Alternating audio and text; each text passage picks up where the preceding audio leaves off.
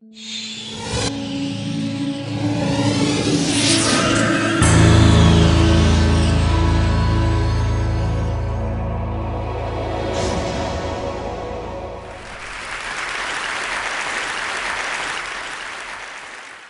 morning. How are you?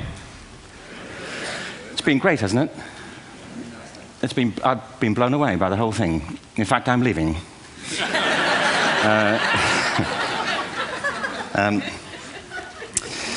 There have been three themes, haven't there, running through the conference, which are relevant to what I want to talk about. One is the extraordinary evidence of human creativity in all of the presentations that we've had and in all the people here. Just the variety of it and the range of it. The second is that it's put us in a place where we have no idea what's going to happen in terms of the future. No idea how this may play out. I have an interest in education. Actually, what I find is everybody has an interest in education. Don't you? I find this very interesting. If you're at a dinner party and you say you work in education, actually, you're not often at dinner parties, frankly, if you work in education, you're not asked, you know,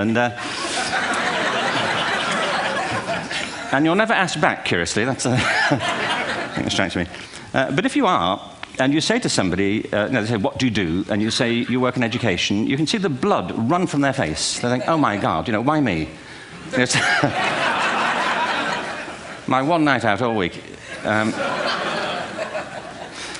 if you ask people about their education, they pin you to the wall. Because it's one of those things that goes deep with people. Am I right? Like religion and money and other things. So I have a big interest in education, and I think we all do. We have a huge vested interest in it, partly because it's education that's meant to take us into this future that we can't grasp. If you think of it, children starting school this year will be retiring in 2065. Nobody has a clue, despite all the expertise that's been on parade for the past 4 days, what the world will look like in 5 years' time. And yet we're meant to be educating them for it. So the unpredictability, I think, is extraordinary.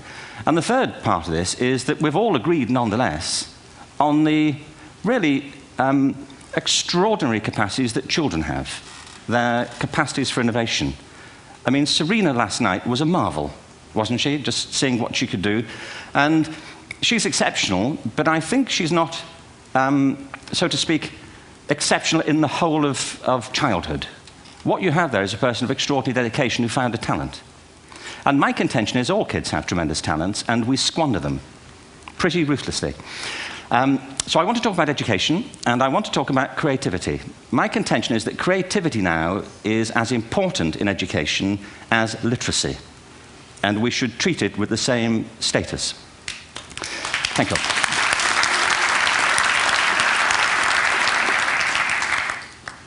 That was it, by the way. Thank you very much.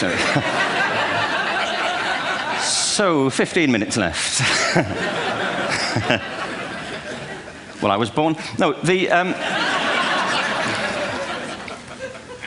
I had a great story recently, I love telling it, of a little girl who was in a drawing lesson. She was 6, and she was at the back drawing, and the teacher said, this little girl hardly ever paid attention. And in this drawing lesson, she did. And the teacher was fascinated. She went over to her, and she said, what are you drawing? And the girl said, I'm drawing a picture of God. And the teacher said, but nobody knows what God looks like. And the girl said, they will in a minute.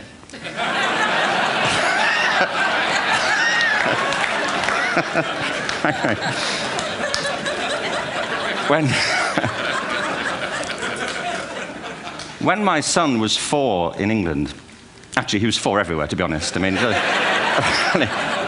if we're being strict about it, wherever he went, he was 4 that year. But he was in the Nativity play. Do you remember the story? No, it was big. It was a big story. Mel Gibson did the sequel. You may have seen it. I don't know. It was Nativity 2. But James got the part of Joseph, which we were thrilled about. We consider this to be one of the lead parts. We had the place crammed full of agents and T-shirts, you know. James Robinson is Joseph. He didn't have to speak, but do you know the bit where the 3 kings come in? They come in bearing gifts, and they bring gold, frankincense, and myrrh. This really happened. We're sitting there, and they, I think, just went out of sequence. Because we talked to the little boy afterwards and said, you know, are you okay with that? And they said, yeah, why was that wrong? They just switched, I think that was it. Anyway, the three boys came in, little 4-year-olds with tea towels on their heads, and they put these boxes down. The first boy said, "I bring you gold." And the second boy said, "I bring you mare." And the third boy said, "Frank sent this."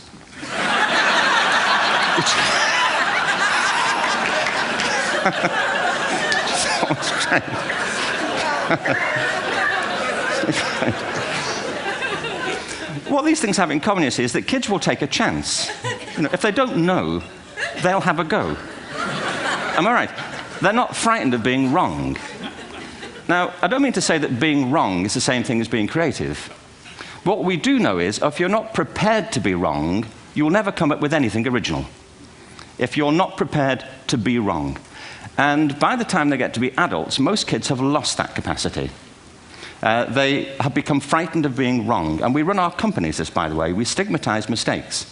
And we're now running national education systems where mistakes are the worst thing you can make.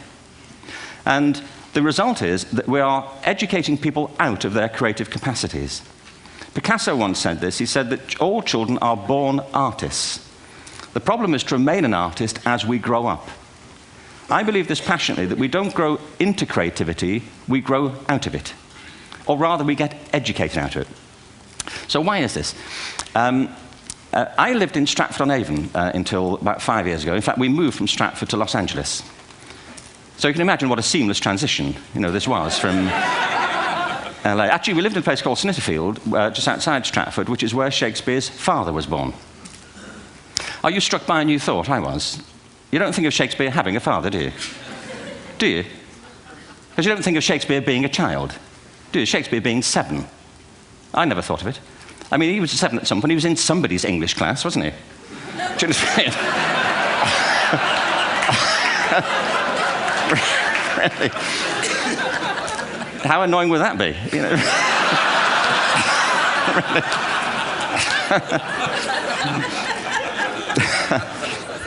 Must try harder. Being sent to bed by his dad to Shakespeare. Go to bed now, to William Shakespeare, and put the pencil down, and stop speaking like that. It's confusing everybody.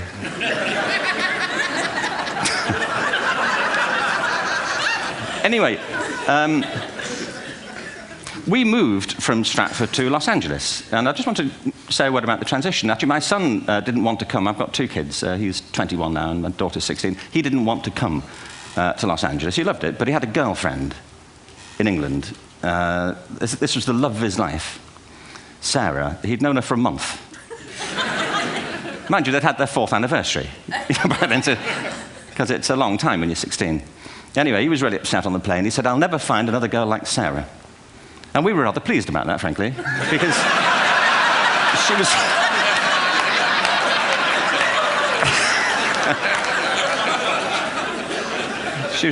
was the main reason we were leaving the country.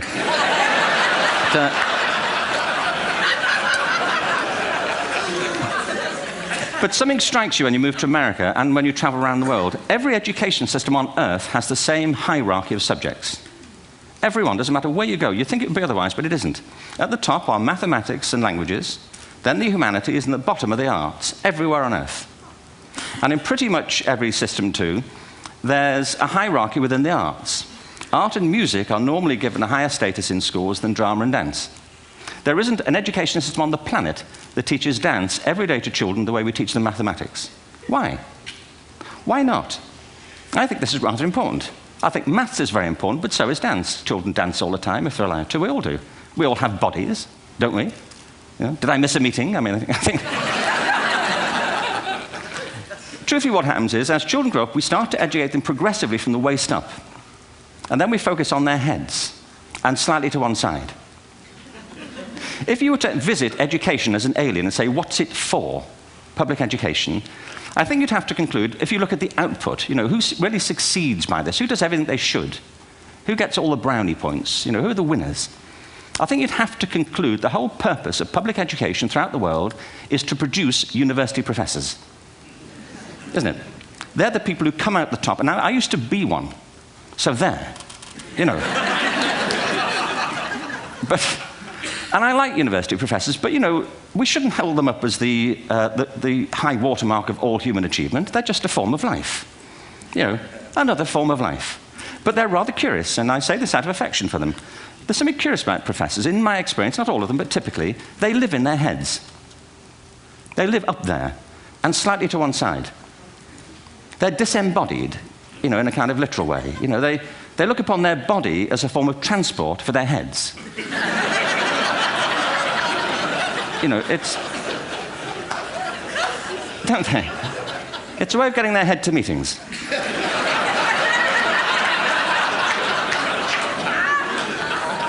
If you want real evidence of out-of-body experiences, by the way, get yourself along to a residential conference for senior academics and pop into the discotheque on the final night. And there you will see it. Grown men and women writhing uncontrollably off the beat. Waiting to it ends so they can go home and write a paper about it. Now, our education system is predicated on the idea of academic ability. And there's a reason. The whole system was invented around the world. There were no public systems of education really before the 19th century. They all came into being to meet the needs of industrialism. So the hierarchy is rooted on two ideas. Number one, that the most useful subjects for work are at the top. So you were probably steered benignly away from things at school when you were a kid, things you liked, on the ground you would never get a job doing that. Is that right? Don't do music, you're not going to be a musician. Don't do art, you won't be an artist. Benign advice, now profoundly mistaken. The whole world is engulfed in a revolution. And the second is academic ability, which has really come to dominate our view of intelligence because the universities designed the system in their image. If you think of it, the whole system of public education around the world is a protracted process of university entrance. And the consequence is that many highly talented, brilliant, creative people think they're not, because the thing they were good at school wasn't valued or was actually stigmatized. And I think we can't afford to go on that way. In the next 30 years, according to UNESCO, more people worldwide will be graduating through education than since the beginning of history. More people. And it's the combination of all the things we've talked about, technology and its transformational effect on work, and demography and the huge explosion in population. Suddenly, degrees aren't worth anything. Isn't that true? When I was a student, if you had a degree, you had a job. If you didn't have a job, it's because you didn't want one. And I didn't want one, frankly. So, but now, kids with degrees are often heading home to carry on playing video games. Because you need an MA, where the previous job required a BA, and now you need a PhD for the other. It's a process of academic inflation, and it indicates the whole structure of education is shifting beneath our feet. We need to radically rethink our view of intelligence. We know three things about intelligence. One, it's diverse. We think about the world in all the ways that we experience it. We think visually, we think in sound, we think kinesthetically, we think in abstract terms, we think in movement. Secondly, intelligence is dynamic. If you look at the interactions of a human brain, as we heard yesterday from a number of presentations, intelligence is wonderfully interactive. The brain isn't divided into compartments. In fact, creativity, which I define as the process of having original ideas that have value, more often than not, comes about through the interaction of different disciplinary ways of seeing things. The brain is intentionally, by the way, there's a shaft of nerves that joins the two halves of the brain called the corpus callosum. It's thicker in women. Following on from Helen yesterday, I think this is probably why women are better at multitasking. Because you are, aren't you? There's a raft of research, but I know it from my personal life. If my wife is cooking a meal at home, which is not often, thankfully, but, you know, if she's doing... No, she's good at some things. But if she's cooking, you know, she's dealing with people on the phone, she's talking to the kids, she's painting the ceiling, you know, she's doing open heart surgery over here. If I'm cooking, the door is shut, the kids are out, the phone's on the hook. If she comes in, I get annoyed. I say, Terry, please, I'm trying to fry an egg in here. You know, really.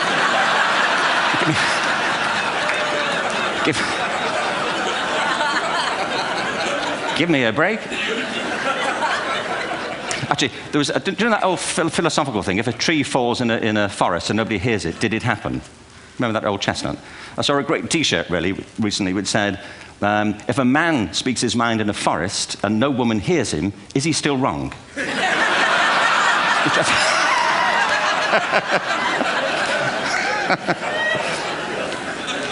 And the third thing about intelligence is it's distinct. I'm doing a new book at the moment called Epiphany, which is based on a series of interviews with people about how they discovered their talent. I'm fascinated by how people got to be there. It's really prompted by a conversation I had with a wonderful woman who most people have never heard of. She's called Gillian Lynn. Have you heard of her? Some have. She's a choreographer, and everybody knows her work. She did Cats and Phantom of the Opera. She's wonderful. I used to be on the board of the Royal Ballet in England, as you can see. And anyway, Gillian and I had lunch one day. I said, how'd you get to be a dancer? And she said it was interesting. When she was at school, she was really hopeless. And the school in the 30s wrote to her parents and said, we think Gillian has a learning disorder. She couldn't concentrate. She was fidgeting. I think now they'd say she had ADHD. Wouldn't you? But this was the 1930s, and ADHD hadn't been invented, at this point. So it wasn't an available condition. People weren't aware they could have that. Anyway, she went to see this specialist.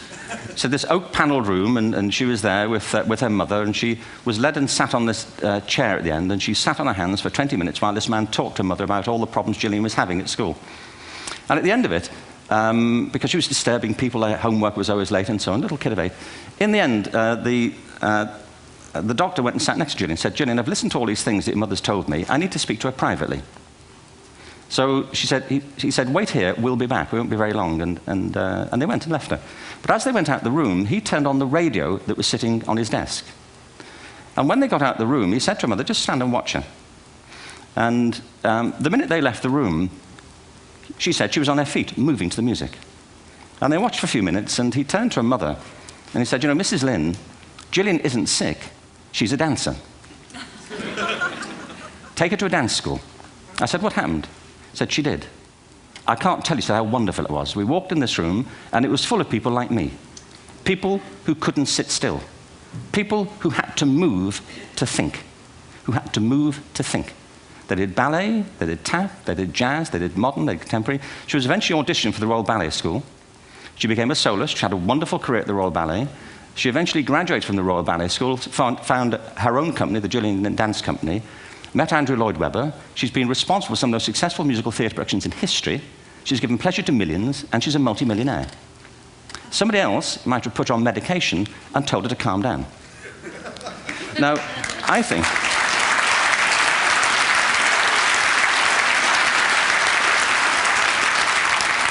What I think it comes to is this. Al Gore spoke the other night about ecology and the revolution that was triggered by Rachel Carson. I believe our only hope for the future is to adopt a new conception of human ecology, one in which we start to reconstitute our conception of the richness of human capacity. Our education system has mined our minds in the way that we've strip-mined the earth for a particular commodity, and for the future, it won't serve us. We have to rethink the fundamental principles on which we're educating our children. There was a wonderful quote by Jonas Salk, who said, if all the insects were to disappear from the earth, within 50 years, all life on earth would end. If all human beings disappeared from the earth, within 50 years, all forms of life would flourish. And he's right. What TED celebrates is the gift of the human imagination. We have to be careful now that we use this gift wisely and that we avert some of the scenarios that we've talked about. And the only way we'll do it is by seeing our creative capacities for the richness they are and seeing our children for the hope that they are. And our task is to educate their whole being so they can face this future. By the way, we may not see this future, but they will. And our job is to help them make something of it. Thank you very much. Bravo. Here.